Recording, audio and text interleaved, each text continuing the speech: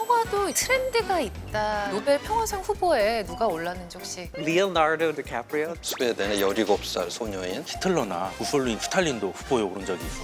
정말 모르겠네요. 평화를 인문학적 시선으로 살펴보고 2020년 평화 이슈를 탐구해보는 굿피스 시즌2. 안녕하세요, 신하영입니다.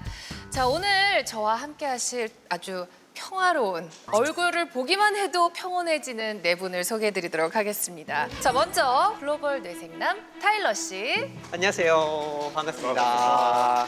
기상청에서 30년간 기후변화를 연구하신 조천호 대기과학자님. 안녕하십니까.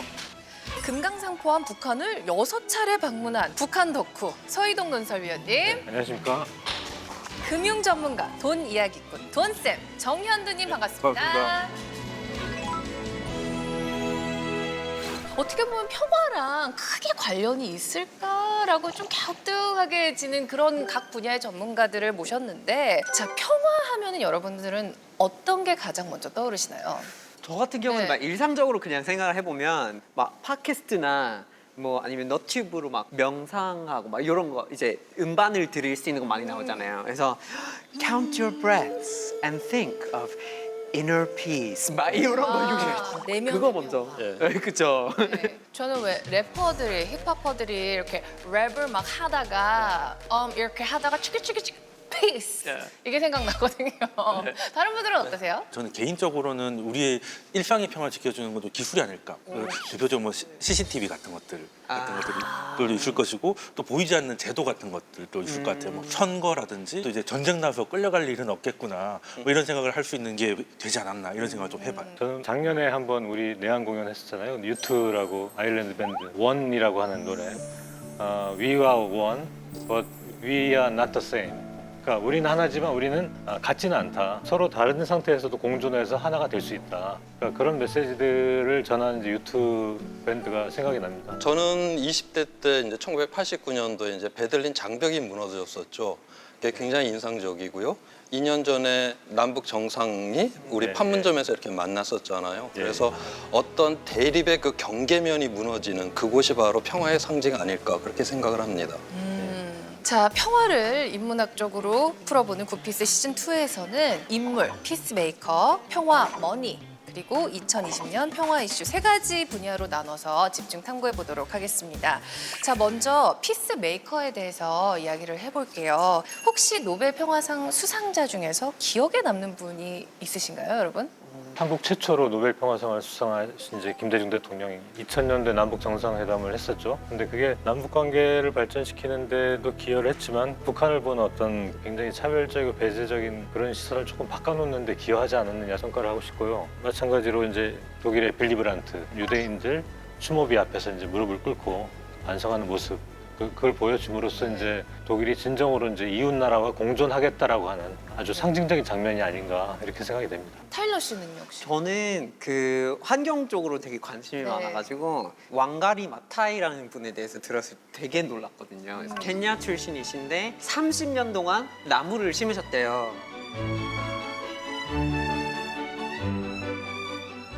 경제적으로 또 영향을 미치게 되고, 그래서 그런 환경 문제라고 네. 그렇게 이제 한정적으로 보진 않고 그 전체적으로 병화에도 영향을 미쳤다고 보이기 때문에 네. 이게 인상적이었어요.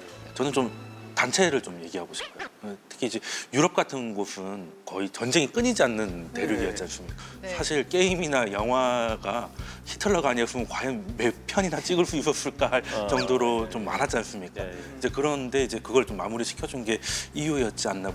저는 좀 기억에 남는 게 유럽연합의 수상에서. 저는 여기서 좀 흥미로운 점을 발견한 게 각자의 좀 관심 분야에 따라서 또 평화 인물을 생각하는 게 다른 것 같아요. 우리 타일러 씨는 아무래도 환경에 관심이 많으시니까 좀 그쪽 분야의 인물을 떠올리셨고, 또 사실 굉장히 많은 단체들이 있는데 이유를 또 말씀을 하신 게 군쌤께서 금융 전문가이시다 보니 이렇게 각자 떠오르는 게 다 다른 것 같아요. 자, 그렇다면은 요즘 가장 핫한 피스메이커는 누구일까요? 노벨 평화상 이런 이제 흐름을 봤을 때 후보로 추천되는 분들을 봤었을 때 이제 환경 운동가들이 요즘 와서 많이 그렇게 추천이 되고 있어요. 그거는 전체적인 전 세계적인 흐름인 것 같은데, 이러한 어떤 자연과의 이런 공존의 부분에 이런 평화가 굉장히 중요한 그런 어떤 추세가 아닌가, 그런 생각을 해보게 됩니다. 자, 그렇다면 올해 노벨 평화상 후보에 누가 올랐는지 혹시 알고 계시나요? 자, 홍콩 시위대 그리고 그레타 툰베리가 또 올랐습니다. 자, 그중에서 그레타 툰베리 하면은 사실 가장 단기간에 강한 임팩을 준 10대 환경운동가인 것 같아요. 뭐 2년 연속 노벨 평화상 노미네이트, 기후를 위한 등교 거부, 1,700여 개 도시 160만 명의 청소년을 움직인 환경운동가. 자, 이 그레타 툰베리가 피스메이커로 주목받는 특별한 이유가 뭐라고 생각하세요? 그레타 툰베리가 이제 스웨덴 그 의사당 앞에서 골판지에다가 이제 기후 위기를 대응하라라고 하는 거를 써붙이고 학교도 안 가고 예. 이제 시위를 시작을 했죠. 뭐 학교도 안 가고 애가 거기 있으니까 사람들이 이제 지나가면서 야 네가 공부를 열심히 해서 좋은 사람이 되고 훌륭한 사람이 돼갖고 이 문제를 네가 해결하면 되잖아. 그렇게 이야기를 했죠. 그때 이제 툰베리가 한 이야기가 이제 유명해요. 자기가 어른이 됐었을 때 이미 이제 기후 위기를 이 세상이 다 붕괴가 되고 있는데 그때 내가 훌륭한 사람이 돼서 이 문제를 해결할 수 있는 문제가 아니다. With today's emissions levels, that remaining CO2 budget will be entirely gone within less than 8.5 years. How dare you pretend that this can be solved with just business as usual and some technical solutions? We will not let you get away with this. Right here, right now is where we draw the line. 거기에 이제 동조하는 사람들이 모이게 되고 그래서 클라이밋 스트라이크, 그러니까 기후 파업이라고 하는 걸 유럽을 중심으로 해서 처음 그런 기후 파업을 했었고 9월 달에 2차 이제 클라이밋 스트라이크 파업을 하는데 그때는 전 세계가 다 모였습니다. 네. 그런 메시징이 전반적으로 그레타 툰베리가 처음부터 지금까지 해온 메시징에 있어서 너무 잘해가지고 한꺼번에 전 세계적으로 굉장히 많은 사람들이 영감을 받은 네. 부분에 대해서 노벨 평화상을 받아야 된다는 생각이 들거든요. 받아야 된다고 네. 생각해요. 그런데 네. 그런데. 그런데 네. 그러니까 지명받고 제안받고 결정 나고 받는 순간 전까지 갔으면 좋겠어요. 그리고 그 순간에 그레타 툰베리가 사양했으면 좋겠어요. 깠으면 좋겠어요. 오. 왜냐하면 전 세계적으로 언론 플레이가 어떻게 될까 하면 자 다음 이슈 이렇게 될 거예요. 끝 이렇게 될까 봐 계속 강경하게 나와야 될 거라고 저는 생각해요. 그 그레타 툰베리가 기후 위기와 싸우는 잔다르크라고 불리고 있는데 평화를 위협할 만큼 기후 위기가 심각하다고 보시나요? 혹시 서희동님은? 지금 예측 불가의 상태인 것 같아요. 기후의 변화라고 하는 게 어떤 패턴이 있는 것도 아니고 그러니까 위협을 느낀다기보다는 이제 그런 점에서 좀 불편함? 저는 너무 당연하게 위협이라고 생각을 하고 있어요. 네. 너무 당연하게 그렇게 생각하고 있는데 노후 관리를 준비하려고 하잖아요. 특히 30대부터 시작을 해가지고 어떻게 하면 은퇴를 하고 잘 살 수 있을까 이런 고민을 많이 하게 되죠. 네네. 근데 그런 거는 이제 다 소용이 없어요. 보면은 제가 은퇴할 나이가 되면은 바다 그 수면이 이미 60cm 정도 올랐다는 얘기가 그거 보수적인 수치예요. 근데 그렇게 된다는 게 실제로 살 수 있는 지역이 한정이 되는 거예요. 이건 저의 내일인 거예요. 약간 그레타 툰베리 말이 너무나 공감이 되는 게 어떻게 감히 그게 아닐 수도 있다는 말을 하느냐. 너무 그게 저도 화가 많이 나거든요. 근데 아니라고 해주셨으면 좋겠어. 너무 무서워서. 아니라고 해주시면 안 될까요? 아니라고 할 정도가 아니라 과학자들이 예측하는 것보다 훨씬 더 안 좋을 거예요. 그러니까 지금 사탕을 입안에 놓고 천천히 녹여 먹으면 오래오래 가죠. 네. 근데 이걸 깨트리는 순간에 녹아버리잖아요. 그렇죠.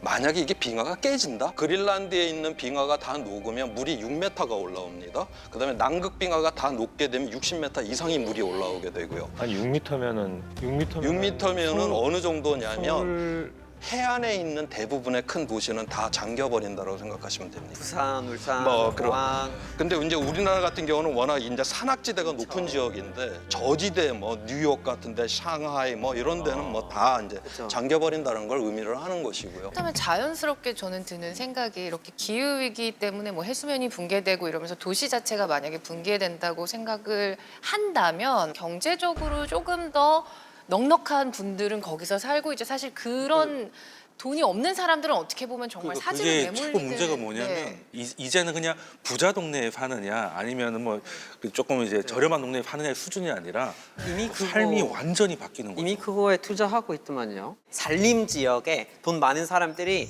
엄청 큰 땅을 사놓고 서스테이너블한 그런 부동산부를 짓고 있거든요. 네. 아는 사람은 이미 거기에다가 돈을 넣고 있는 거예요. 이제는 샌프란시스코 베이나 이런 데 좀 신흥 부자들은 네. 20년 후에도 자기가 여기 살 거라고 생각하는 사람 거의 없다고 보시면 돼요. 그렇죠. 그 이제 하나의 예가 이미 일어났었어요. 2010년도에 러시아에 이제 가뭄이 일어났었습니다. 네. 그래서 러시아가 이제 그 밀을 좀 수출을 하는 나라인데 그 해에는 자기네 국민도 이제 넉넉하지가 않으니까 수출을 금지를 했죠. 그 당시 밀가루 가격이 70%가 쫙 올라가게 됩니다. 이 밀가루 가격이 폭등이 됨에 따라서 뭐 튀니지부터 시작을 해서 폭동이 일어나죠. 사회적으로다가. 그걸 우리가 아랍의 봄이라고 이렇게 이야기를 하잖아요. 결국 그러면 이 사람들은 떠날 수밖에 없는 것이죠. 그 땅을 떠나는 것이고.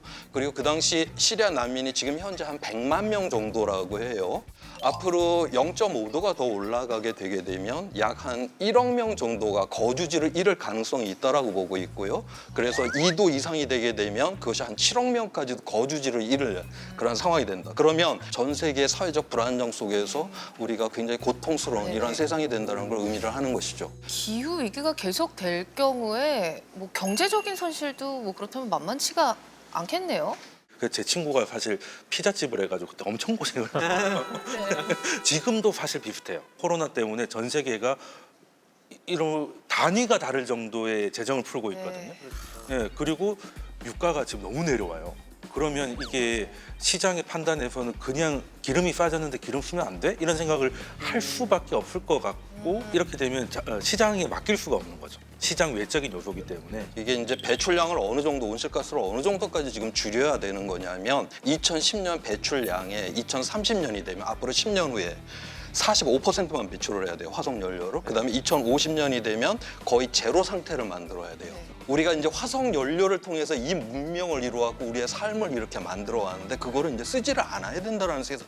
이거는 전시 상황이죠. 그렇다면은 저희는 그냥 가만히 있어야 될까요? 아니면 어떻게 해야 될까요? 그래서 지금 네. 이제 그 유럽 특히 뭐 독일을 중심으로 한 이런 쪽에서는 이 에너지 전환에 대해서 굉장히 치열하죠. 재생 에너지로다가 전력 생산을 거의 이제 50% 가까이까지 오고 웬만한 유럽의 나라들 미국조차도 거의 20% 이상을 다 이제 올리는 그런 상황에 이제 그렇게 다 왔습니다. 그러면서 지금 보게 되면 10년 전에 비해 갖고 태양열 팬넬의 가격하고 배터리 가격이 거의 85% 가격이 내렸어요. 그다음에 풍력 발전 경우 같은 경우는 또 이제 49%나 이제 가격이 떨어졌고 이 세상에 이렇게 빠르게 기술 혁신과 산업 전환이 일어나고 있는 분야는 없어요. 가격이 이렇게 내려간다는 거 어마어마한 지금 전환이 일어나고 있다라고 하는 거죠. 벌써 이미 여기에 눈치를 채고 준비를 하는 나라들은 이렇게 치열한 지금 준비들을 하고 있는데 우리나라는 오히려 지금 새로운 화력 발전소를 7개나 더 짓고 다른 나라만 인도네시아, 베트남까지 가갖고 그걸 짓고 있고 그래서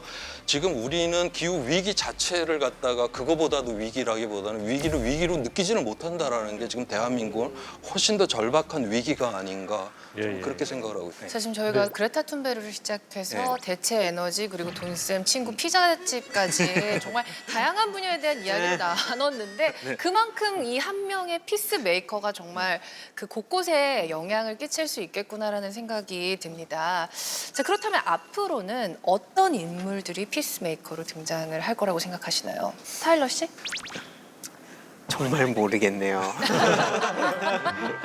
그렇죠. 말씀 들으니까 더 모르겠어요. 더 모르겠네요. 혼란이 오기는 했어요. 네. 근데 뭐 당장에 이제 코로나 사태가 있었고 그렇기 때문에 이제 인간 안전, 인간 안보, 인간 생명에 대한 이런 부분에 대해서 지키려는 노력을 해나가는 사람들. 요즘 또 인스타에서 유행하는 태그가 있지 않습니까? 요거 아시나요?